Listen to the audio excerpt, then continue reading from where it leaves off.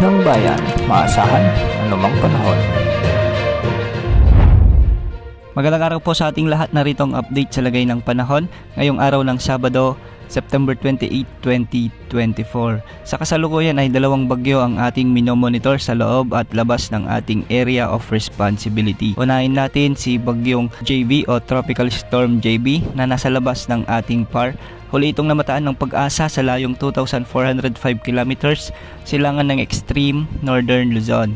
Taglay nito ang lakas ng hangin na maabot sa 75 kilometers per hour malapit sa gitna at pagbugso namang umaabot ng 90 kilometers per hour. Kumikilos ito ng hilaga-hilagang kanluran sa bilis na 20 kilometers per hour. Ayon sa forecast track nito, hindi naman ito nakikitang papasok o lalapit sa anumang bahagi ng ating bansa, kundi kikilos ito patungo sa southern Japan. Samantala, ang isa pang bagyo sa loob ng ating area of responsibility na si bagyong Julian o Tropical Depression Julian ay huli namang namataan sa layong 430 kilometers silangan ng Calayan, Cagayan o 410 kilometers silangan ng Apari, Cagayan.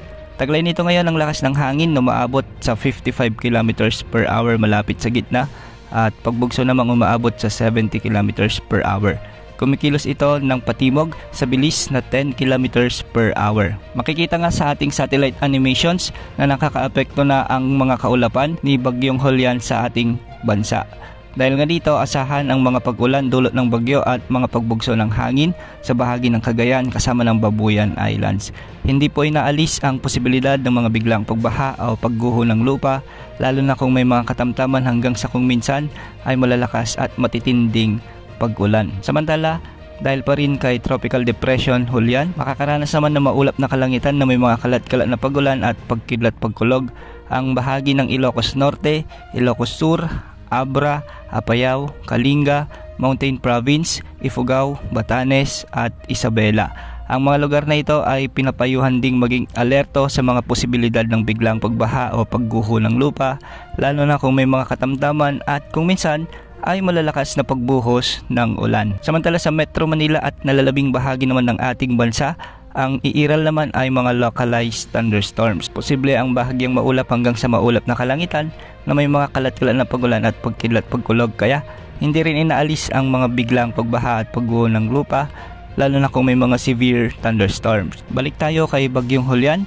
Dahil nga dito, nakataas na ang Tropical Cyclone Wind Signal number 1 sa bahagi ng Cagayan kasama ng Babuyan Islands, ang eastern portion ng Apayao at ang eastern portion ng Isabela. Ang malugar na ito ay posibleng makaranas ng mga pag-ulan at pagbugso ng hangin dahil kay bagyong Julian sa susunod na 36 na oras. Para naman sa track at intensity outlook ni bagyong Julian, ayon sa Pag-asa, magkakaroon ito ng looping path o kaya paikot na direksyon sa silangang katubigan ng Batanes at Cagayan Valley sa susunod na 5 araw. At pagsapit ng 12 hours o 12 oras, nakikita na ito ay kikilos ng timog kanluran bago kumilos ng pakanluran mamayang hapon habang ito ay lumalakas. Bukas naman inaasahan itong kikilos ng hilagang kanluran hanggang Martes bago ito tuluyang kumilos ng pahilaga o kaya naman ay hilaga-hilagang silangan. Base naman sa inilabas na latest track ng Pag-asa, posibleng maglandfall sa bahagi ng Batanes si bagyong Julian sa Lunes ng hapon o di kaya naman ay Lunes ng gabi as a typhoon category at posibleng lumabas ng ating area of responsibility pagsapit ng Wednesday o Miyerkules, October 2 ng gabi